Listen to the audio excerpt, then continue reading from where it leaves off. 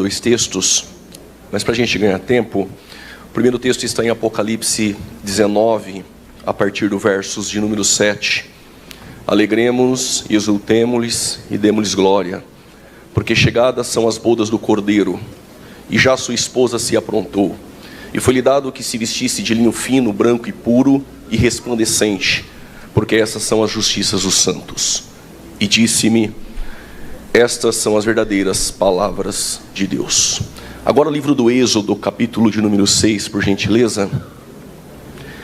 A partir do versos de número 2. Diz assim o texto: falou mais Deus a Moisés e disse: eu sou o Senhor. E eu apareci a Abraão, a Isaque e a Jacó, como Deus Todo-Poderoso. Mas pelo meu nome, o Senhor, eu não fui perfeitamente conhecido. A palavra Senhor está na sua Bíblia aí com todas as letras maiúsculas. E por que acontece isso? Porque Deus está dizendo para Moisés que o Abraão, o Isaque e o Jacó só o conheceram como Deus é o Shaddai, o Todo-Poderoso. Mas o meu nome, o Senhor, eles não conheceram.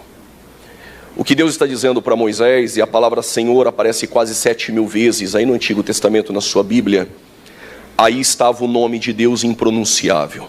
Que nome é este? O alfabeto hebraico antigo não havia vogais, eram 22 consoantes. O nome impronunciável de Deus eram 4 consoantes: o Yud, o Re, o Vav e o Re. O copista, quando se deparou com o nome Yud, Re, Vav, Re, ele não se achou digno de escrever o nome. Ele foi para sua casa, fez 7 dias de celebração de culto. No 7º dia colocaram uma veste que nunca havia usado, e pegou um tinteiro e uma pena, e substituiu a palavra Yud, Re, Vav, Re por Adonai, que é Senhor. Por que estou te dizendo isso? Não é para mostrar para você que sei hebraico. É porque Deus apareceu para Moisés e disse: o Abraão, o Isaque e o Jacó nunca conheceram o meu nome. Mas Moisés, você cresceu no palácio como filho da filha de Faraó, estudou nas melhores universidades do Egito, em meio às riquezas, se vestiu como um príncipe. Você nunca tinha ouvido a minha voz. Agora, ele está com 80 anos de idade nesse texto que nós lemos. Pesado de língua, sem vigor, não em um palácio, mas no deserto. Não nas melhores universidades, mas aprendendo no aprisco do seu sogro Jetro. Mas é a primeira vez que ele vai escutar a voz de Deus. E é a primeira vez que Deus vai revelar o teu nome, Yud, Re, Vav, Re, para um homem comum, carnal e humano. O que eu quero lhe dizer, que nunca é cedo ou tarde demais, ou não importa o lugar aonde você está inserido, para Deus se revelar a você. O versículo 6 e 7 que eu vou ler, esses 2 versículos têm 4 coisas que você não pode esquecer. E se você esquecer essas 4 coisas, com certeza você não vai entender a mensagem. Mas se você guardar essas 4 coisas até o arrebatamento da igreja, pode ter certeza que vai fazer todo sentido na sua vida. Êxodo capítulo 6, no verso 6, Deus disse a Moisés: eu vos tirei debaixo, diga bem forte, das cargas, e vos livrarei, diga bem forte, da servidão. Diga mais forte: vos resgatarei com braços estendidos. 3 coisas que você não pode esquecer e que você pronunciou. A primeira é: diga cargas. A segunda é: diga servidão. A terceira é: com braços estendidos vos resgatarei. Com braços estendidos vos resgatarei. E a última está no versículo de número 7, para ganhar tempo. Diga bem forte: nós seremos o teu povo. Diga: ele será o nosso Deus. Essas 4 coisas você precisa guardar no teu coração até o fim da mensagem. Pode tomar o seu respectivo assento. Agradeço a Deus por essa oportunidade, para o meu pastor presidente, pastor Paulo, pastor Eduardo, pastor Jair. Deus abençoe os demais pastores que aqui estão. Quando o clamor do povo hebreu, que estava em meio à escravidão, subiu aos céus, diz o texto que Deus ouviu o clamor e Deus viu a aflição do povo. Nós temos um Deus que ouve e um Deus que se compadece do teu povo. Quando o clamor subiu aos céus, Deus vai levantar então um legislador por nome Moisés. Mas afinal de contas, quem é Moisés? Eu lembro que os hebreus cresciam de forma volumosa na terra dos egípcios. E o texto nos traz uma informação muito rica, que o crescimento dos hebreus começou a incomodar Faraó. O nosso crescimento como igreja sempre irá incomodar alguém. Então Faraó, ele lançou o primeiro decreto: se eu não posso impedir o crescimento, talvez se eu aumentar a carga, os hebreus vão parar de crescer. Mas diz o texto, que quanto mais aumentava a carga, mais os hebreus cresciam. Quanto mais aumentava a luta, mais eles se multiplicavam. Quanto mais aumentava as provações, mais eles frutificavam. O que eu quero lhe dizer, que o nosso crescimento ninguém vai poder parar. Quanto mais aumenta a luta, mas está dando aleluia igual esse assembleano aqui. Quanto mais aumenta a prova, mas está com a mão direita levantada dando glória a Deus. Quanto mais aumenta a perseguição, mais Deus está nos empurrando para o centro da vontade dele. Então o primeiro decreto deu errado. O faraó então lançou o segundo decreto: se eu não posso impedir o crescimento, então peça para as parteiras hebreias matar os meninos que nascerem das hebreias, todos do sexo masculino. Em tempo de crise, as tribos ficaram com medo de gerar filhos, porque se gera, faraó mata. Quem é espiritual vai entender. Em tempo de crise, muita gente deixou de fazer. A tribo de Dan não gera, Zebulon não gera, Naftali não gera, Efraim, Manassés não gera, Rubens não gera, Judá não gera. Mas em tempo de crise, nem todo mundo é igual a todo mundo. Anrão e Joquebede da tribo de Levi disseram: se eles não geram, geramos nós. Se ele não dá glória, dê por você e por ele. Se ele não quer santificar, santifique você. Se ele não quer evangelizar, evangelize você. Se ele não quer vir na EBD, venha você. Quem faz em tempo de crise o que ninguém quer fazer, também vai viver experiências que os outros não viveram. Eu vou repetir: quando você faz em tempo de crise o que ninguém quer fazer, você também vai viver experiências que os outros não viveram. Quando o menino vai nascer, as parteiras ficaram esperando para matar. Como o faraó matava as crianças? Pegavam as crianças e jogavam nas águas do Nilo. Quando Moisés nasce, as parteiras, quando viram o menino, diz o texto, sentiram temor. Não mataram o menino, porque aquilo que é gerado em tempo de crise ninguém mata. Aquilo que é gerado em tempo de crise, Deus fará crescer. As parteiras sentiram temor, então pegaram o menino, colocaram no cesto, tu conhece a história, e colocaram nas margens do Nilo. As mesmas águas do Nilo que faraó usava para matar as crianças, é a mesma água que Deus vai mudar o curso dela para colocar o cesto no palácio. As mesmas águas do Nilo que faraó usava para matar as crianças, é a mesma água que Deus vai usar para colocar o Moisés no palácio. A mesma luta que te afronta é a mesma que te honra. A mesma prova que te persegue é a mesma que te leva, te empurra para onde Deus quer te usar. Eu não sei se você vai entender, mas eu vou dizer. Moisés é como um pão lançado nas águas. Em breve nós vamos o achar. O achamos com 40 anos de idade, ele mata um egípcio, coloca debaixo da areia, mas em tudo que é colocado debaixo da areia permanece.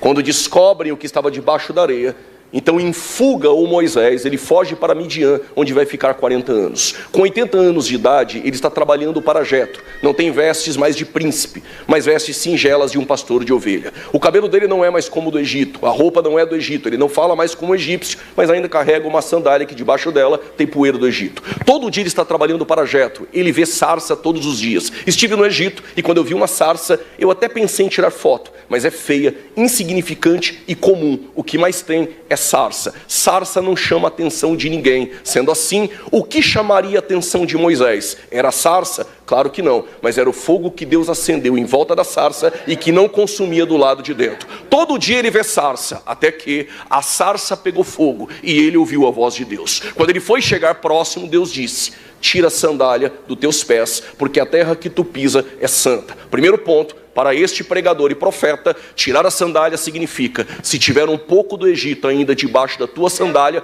eu não posso te usar. Mas como teólogo, dentro do conceito egípcio, todos os egípcios que adoravam as suas divindades tiravam as sandálias em reverência aos seus deuses. Quando Deus falou para Moisés: tira a sandália, ele está dizendo: aqui só há um Deus verdadeiro, e este Deus é aquele que você levantou a mão para adorar. Talvez está difícil, mas é aquele que você abriu a boca para glorificar a Ele.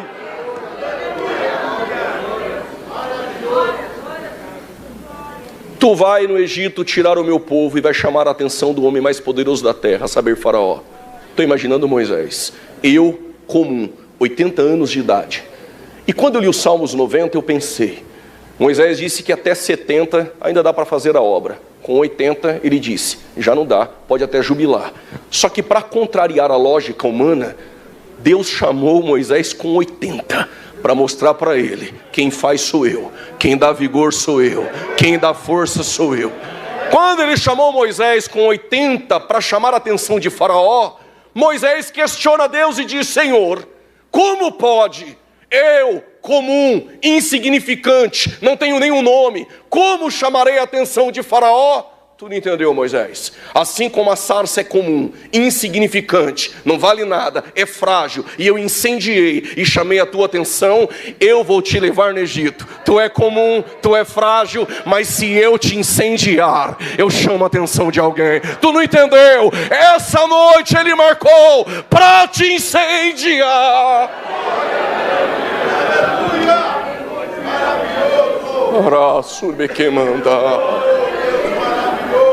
Tu vai tirar o meu povo, mas antes de sair eu quero uma festa. Deus quer uma festa. Entre as 7, a primeira é Páscoa. E nessa festa vocês vão comemorar antes de sair do Egito. E todo ano vocês irão comemorar a Páscoa. Todo judeu, até os dias de hoje, ele comemora a Páscoa. Com uma diferença. Ele tem uma mesa na casa dele, talvez o tamanho dessa. Só que no dia da Páscoa ele come no chão. E por que no chão? Para lembrar que nunca tiveram uma mesa quando foram escravos no Egito. Então, vocês vão comemorar a Páscoa no chão. Tem ervas amargas para lembrar do amargo. Não vou me desgastar por conta do tempo, tu conhece a história. Mas vocês vão pegar 4 cálices de 86 ml. Cada cálice representa aquilo que você leu. O primeiro cálice na Páscoa você bebe. Todo judeu faz isso até os dias de hoje. Fala das cargas. O segundo, da servidão. O terceiro, com braços estendidos vos resgatarei. E o quarto, vocês vão gritar na mesa, nós somos o teu povo. E eles acreditam até hoje que Yud-Rei Vav-Rei responde, e eu sou o vosso Deus.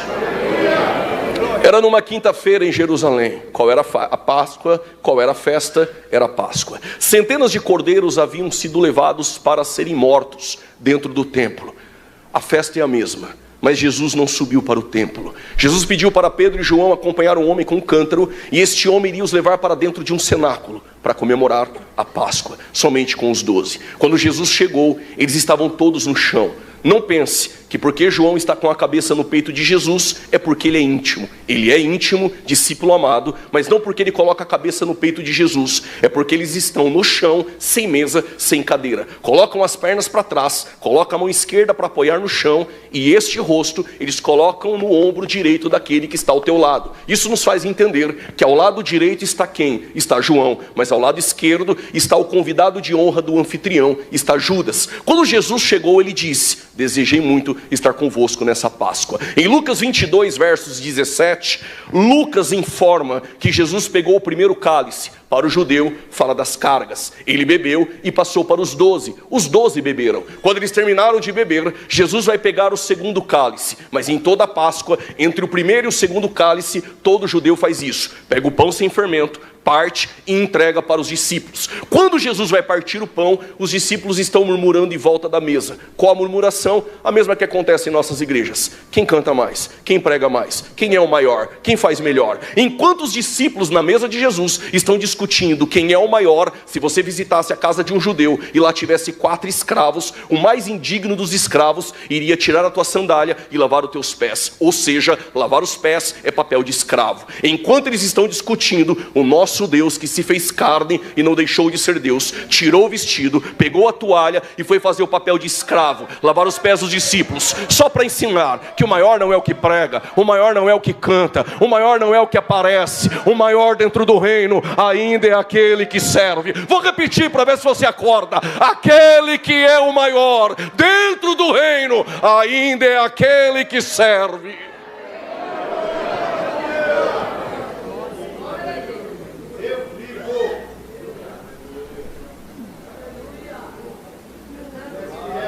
Levantar a mão para dar glória é coisa de crente. É que tem uns crentes que não querem mais levantar a mão. Eu vou te dar uns motivinhos para você levantar a tua mão, pelo menos para dar glória a Deus. Gênesis 14, versos 12. Abraão levantou as suas mãos ao possuidor dos céus e da terra. 2 Crônicas, capítulo 6, versos 12. Salomão, diante do templo, levantou as suas mãos para adorar ao Senhor. Salmo 141, versículo 2, diz o salmista: levanto as minhas mãos para bendizer ao Senhor. Esdras, capítulo 9, verso 5, no sacrifício da tarde, levanto as minhas mãos. Neemias, capítulo 8, verso 6, levanto as minhas mãos para adorar ao Senhor. Êxodo 17, versos 11, enquanto Moisés ficava igual esse crente do teu lado, com a mão presa, não levanta de jeito nenhum, perdia a batalha. Mas quando levantava, eu já tinha levantado as duas, mas quando levantava, Deus dava vitória. Esse pregador veio aí com esse negócio de levantar a mão, isso é coisa de homem. Então segura essa. Deuteronômio 32, versículo de número 39. Vede agora que eu sou o Senhor. Eu mato, eu faço viver. Eu firo, eu curo. Segura essa agora, versos 40, diz o Senhor: eu sou o Senhor, e não há outro além de mim. Levantarei as minhas... Quer ficar com ela baixada? Fica. O Senhor está dizendo: levantarei as minhas mãos.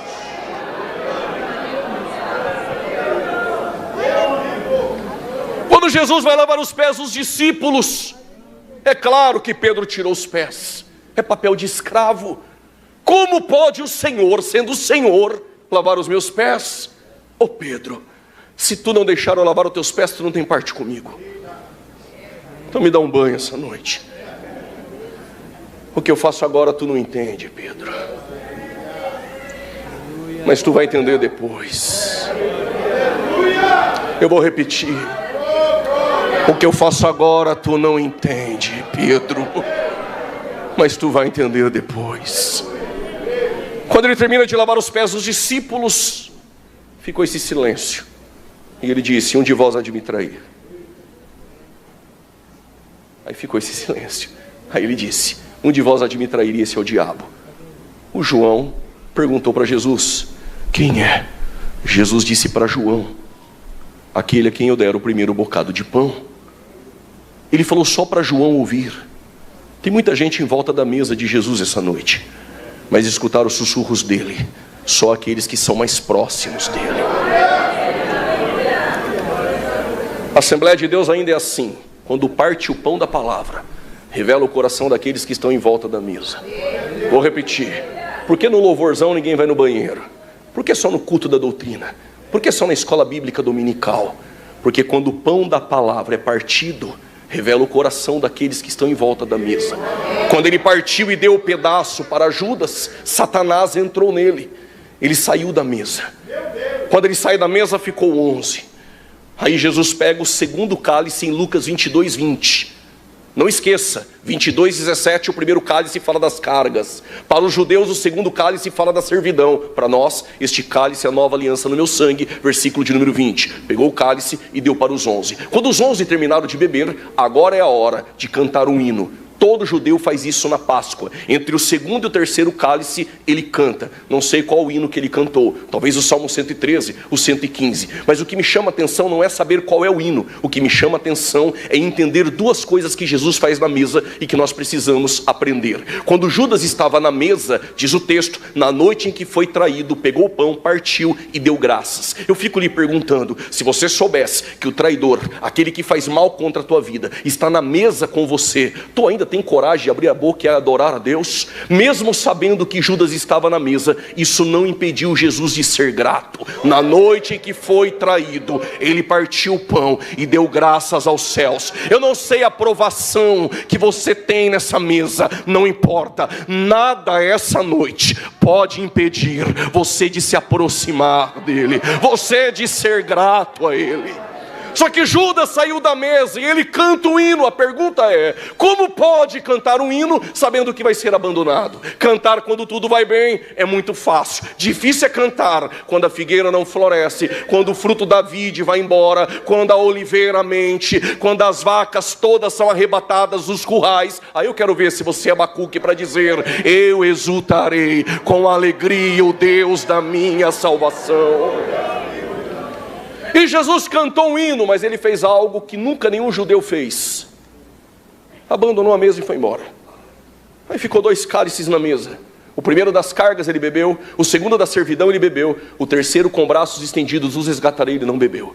E o último, nós somos o teu povo, ele será nosso Deus, ele também não bebeu. E o que ele fez foi para o Monte das Oliveiras. Os discípulos foram atrás dele. Ele parou e disse para os 11, todos vocês serão como ovelhas que não têm pastor. O pastor vai ser ferido e vocês irão me abandonar. Aí o Pedro, sempre o Pedro, de maneira nenhuma, eu vou contigo até o fim, eu não te largo, eu sou fiel ao ministério. Pedro, eu sei coisas a teu respeito que nem você sabe. Pedro não estava mentindo. O problema é que Pedro não conhecia suas próprias fraquezas internas. Antes que o galo cante, 3 vezes tu me nega, mas eu te espero na Galileia. Vou repetir, ouvi um glória a Deus. Antes que o galo cante, 3 vezes tu me nega, mas eu te espero na Galileia. Um jovem que assistiu 20 vídeos no YouTube já começou a mudar a doutrina dele. Ele disse para mim, o Judas foi decretado, ele não teve oportunidade. E Pedro, Deus absolveu ele. Eu disse, não, que loucura é essa? Os dois tiveram oportunidade. O problema é que quem você procura após a queda define a tua restauração. Judas bateu na porta dos homens, dos anciãos, eles disseram, se vira, está aí as 30 moedas. Pedro não, ele foi para Galileia. E eu, novo convertido, quando li a Bíblia, eu costumava ver pregador acabar com a vida de Pedro. Eu ficava nervoso no banco, pensando, um dia eu vou pregar essa mensagem. E o que os pregadores dizem? O Pedro negou Jesus na quinta, no domingo foi pescar, abandonou o ministério, está nu, coisa nenhuma. Quem disse que ele abandonou? Ele foi para o mesmo lugar que Jesus disse que estava. Ele foi para o mesmo lugar que há 3 anos antes ele escutou Jesus dizer, farei de ti pescador de homens. Os céus te trouxe essa noite para dizer, se você bater na minha porta, a restauração na tua vida é hoje. Vou repetir porque alguém levantou a mão para adorar. Se tu me procurar essa noite, eu restauro a tua vida, eu restauro o teu ministério, eu te coloco de pé.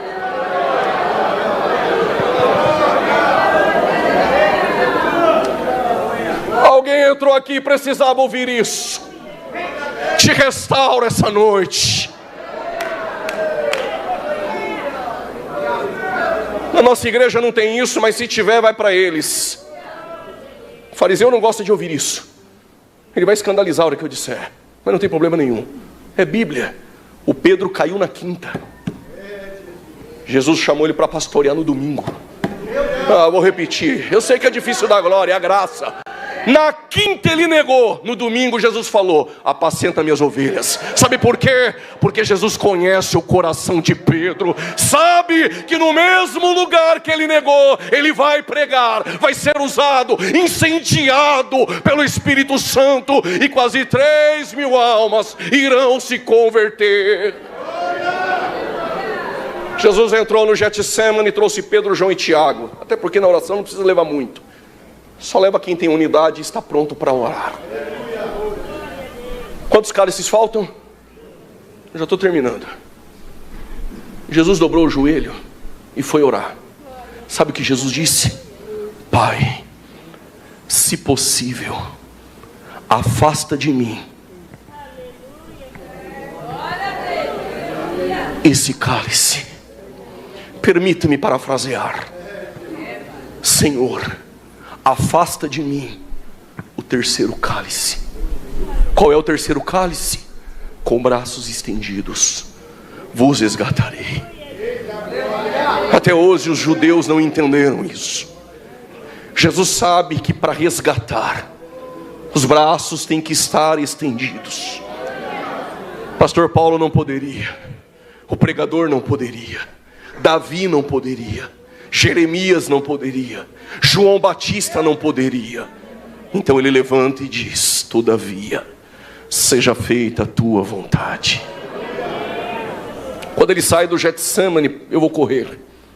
Ele é preso, porque Judas o deu um beijo. A palavra grega é repetidos beijos, indicando quem era Jesus. Os soldados perguntaram, és tu Jesus? Ele disse, eu sou. Eles caíram. Outro dia eu conto essa. Jesus se entregou a eles. Prenderam Jesus e levaram Jesus para a casa de Anás. Da casa de Anás, levaram ele para o Sinédrio. Roma não aceitaria uma acusação religiosa. Então arrumaram falsas testemunhas para dizer que ele se opõe contra César. Então Pilatos aceita a acusação. Pilatos recebe Jesus. Só que quando Pilatos recebe Jesus, ele não encontra crime algum em Jesus. Então envia Jesus para Herodes, da jurisdição da Galileia. Herodes pediu um milagre e Jesus não fez. E por quê? Herodes é aquele que arrancou a cabeça de João Batista. Quando você silencia a voz de um profeta, você não é digno mais de ouvir Deus. Então Jesus não falou com ele. Ele pega Jesus, envia Jesus de volta para Pilatos. Pilatos olha para Jesus, lava suas mãos, porque ele entende que Jesus é justo. E Jesus, além de ser justo, ele é santo e ele também é perfeito. Por causa desse glória a Deus eu vou explicar, irmã. 2 Coríntios 5:21, palavras de Paulo: ele não cometeu pecado. 1 Pedro 2:22, Pedro diz: nele não há pecado. João 6:69, João diz: ele é o santo de Deus. Hebreus capítulo 4, versos 15 diz: em tudo foi tentado, mas sem pecado. Alguém poderia levantar as mãos e dizer: protesto. Paulo, Pedro, João e o autor aos Hebreus é do time de Jesus? Não vale. Então vou trazer 4 que jogavam contra para ver se vale. A mulher de Pilatos, Cláudia Plócula, disse: sonhei com este homem e sofri porque ele era justo. Não dê glória porque está 4-1. Pilatos lavou as mãos e disse: o homem é justo. 4-2. Calma lá, Ricardo. 4-2 ainda não vale. O ladrão na cruz disse: esse mal nenhum fez. 4-3. Judas disse: traí sangue inocente. 4-4. Eu não vim aqui para empatar, né, irmãos? Quando ele entregou o Pai e o Espírito, tem um centurião escondido dizendo: verdadeiramente, estou sentindo ele aqui, verdadeiramente, ele é o Cristo, o Filho do Deus vivo.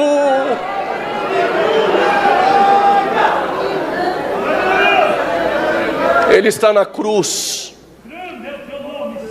E ele disse: tenho sede. Tem o quê? Como homem ele tem sede. Como Deus ele já te deu água da vida eterna. Quando ele disse tenho sede, em João 19 diz que os soldados pegaram vinagre. Pegaram o quê? Tu nunca mais vai dizer isso. Pegou o quê? No texto, qualquer dicionarinho aí, Strong, se puxar na internet, aparece aí no Google. Pegou vinho azedo. Sabe por que ele está dizendo tenho sede? Porque ele está com braços estendidos, ele precisa resgatar, é o terceiro cálice. Ele está dizendo: tenho sede, me dá logo. Quando colocaram nos seus lábios, com braços estendidos, vos resgatarei. Aí ele disse: está consumado. Quantos cálices faltam? Vocês me aguentam mais 5 minutos?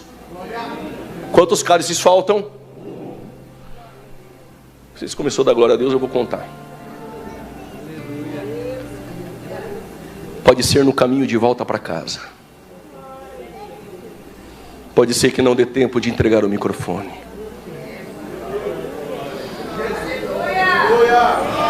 Pode ser dentro do Uber. Pode ser lavando a louça, irmã, que ficou do almoço. Pode ser amanhã pela manhã. Pode ser você indo para o trabalho. Será dada uma palavra de ordem, um grito de alarido, e uma voz de arcanjo, e uma trombeta de Deus vai soar. Alguém disse: eu creio, eu vou repetir: a trombeta de Deus vai soar.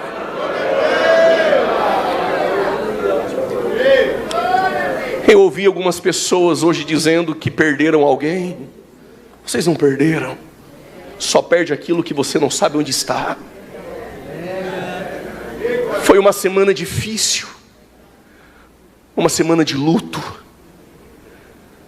Mas nossos irmãos que morreram na boca dos leões e leoas no Coliseu, que morreram no Titanic, cantando hinos e se afundaram no oceano e viraram comida de peixes.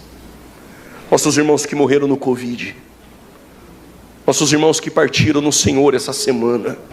Lembre de alguém aí que você pensa que perdeu. Quando a trombeta de Deus soar, Paulo diz: todos os que morreram em Cristo ressuscitarão primeiro. Essa é a esperança dos que morreram, e a nossa, Paulo diz, e depois nós, e depois nós, e depois nós, e depois nós, e depois nós. os que ficarmos vivos, seremos arrebatados, encontraremos com eles nas nuvens, para o encontro com o Senhor nos ares. Olhem para cá e eu encerro. Quando a gente chegar lá, vai ter uma mesa, ela vai cruzar toda a eternidade. Parece que eu estou ouvindo aqui: bem-aventurados os que são chamados à ceia das bodas do Cordeiro, porque já a sua esposa se aprontou, e foi-lhe dado que se vestisse de linho fino, branco e puro, que são as justiças dos santos. Essa mesa das bodas do Cordeiro cruzará toda a eternidade. Quando você olhar para o lado, sentado na mesa, o Abraão, o Isaac, o Jacó, o João Batista com uma cabeça novinha, o Jó, Jeremias, as irmãs vão ver Raabe, Ruth, Maria, a irmã Leia, pastor Paulo, pastor Eduardo, os músicos, os irmãos da galeria, os porteiros, Joel Vian, o Elton, meu amigo, haja passagens. O Ricardo vai estar lá. Esse crente que está do teu lado: mas eu não converso muito bem com ela. Então decide que as duas assim na eternidade não dá. Dá uma olhadinha, esse crente que está atrás de você e na tua frente. Nós vamos estar na mesa. Eu não gosto desse negócio de ficar cutucando ninguém. Então guarda aí no teu coração: está faltando alguém na mesa. Dá uma olhadinha aí, está faltando alguém na mesa. Aí ele vem como um diácono. Ele tem uma bandeja e o último cálice. Ele não passou no salão não. O cabelo dele é assim mesmo, é branco como a neve. Os olhos dele são como chamas de fogo. O seu vestido não foi confeccionado em Damasco, Magdalão e Tiro, mas na eternidade.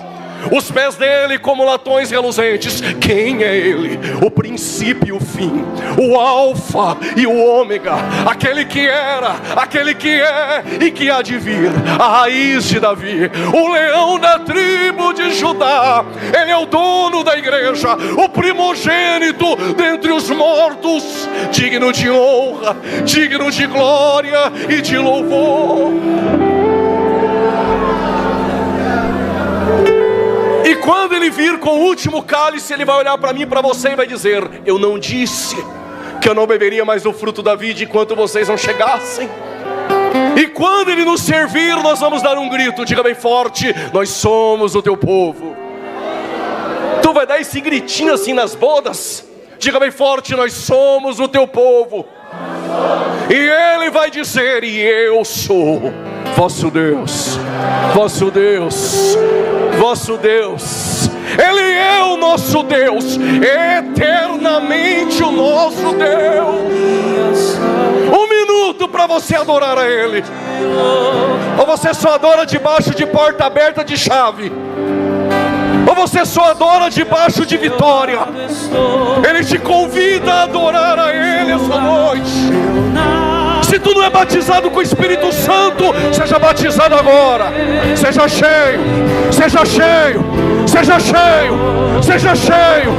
Receba renovo do Espírito. Estou cheio de Deus para dizer isso. Receba renovo. Fala em novas línguas. Rasgue o céu em novas línguas.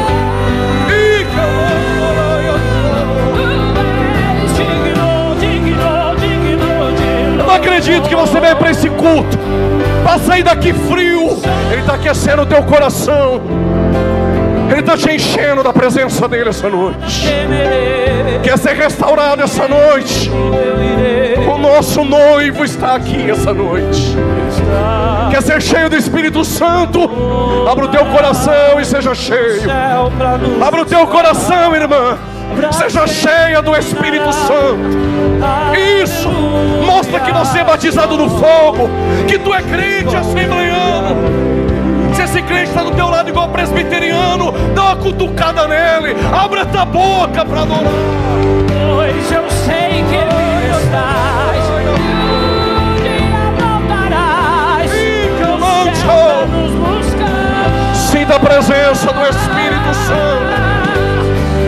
Sinta a presença do Espírito Santo. Estou cheio do Espírito para te dizer isso. Tu não vai mais pedir a morte dentro daquele quarto. Essa depressão Ele arranca deste quarto hoje. Essa crise de ansiedade Ele tira hoje de você. Não, tu vai entrar naquele quarto não mais pedindo a morte. Vai entrar dobrando o joelho dizendo: Senhor, eu fui renovado essa noite. Eu fui renovado essa noite.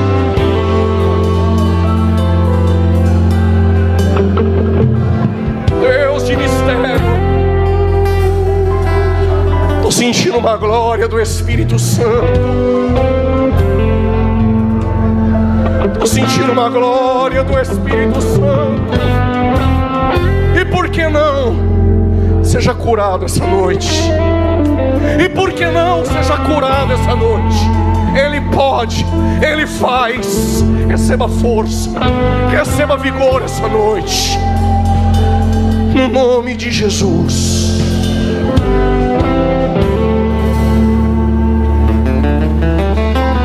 Tem alguém para Jesus? Sai do teu lugar e vem. Tem alguém para Jesus? Levanta a tua mão e vem. Pregador, estou afastado. Ele está te chamando aqui.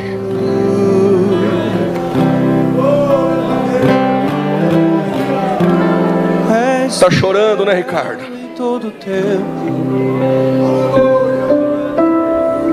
Você foi sair da casa do pão, né? A Assembleia do Belém, os fornos ainda continuam acesos. Tu sabe onde é o teu lugar.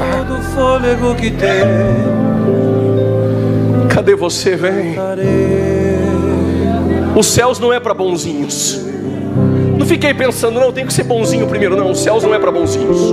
Os céus é para pecadores arrependidos. Cadê você? Ele está te chamando aqui. Tem alguém? Levanta a mão e vem. Precisa entregar o microfone. Cadê você? Levanta a mão e vem. Se tem alguém aí do teu lado que não é crente, faz um convite para ele. O Espírito Santo está te chamando aqui essa noite. Cadê você? Preciso entregar o microfone. Mas guarde isso no teu coração.